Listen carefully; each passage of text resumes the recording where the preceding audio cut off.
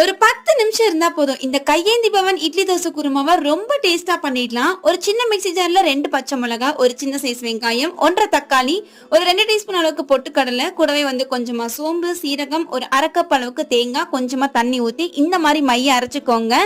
இப்போ இந்த குருமா செய்யறதுக்கு ஒரு பாத்திரத்துல கொஞ்சமா எண்ணெய் ஊத்திட்டு பட்டை, கிராம்பு, சோம்பு, ஏலக்காய், பிரிஞ்சி எல்லாம் போட்டுட்டு அகைன் ஒரு பெரிய வெங்காயத்தை குட்டியா சாப் பண்ணி நல்லா கறி லீஃப் போட்டு நல்லா வதக்கிக்கிறேன். கூடவே ஒரு 1 1/2 தக்காளி அகைன் கட் பண்ணிட்டு இந்த மாதிரி மஞ்சத்தூள் போட்டு இந்த மாதிரி நல்லா வதக்கிக்கோங்க.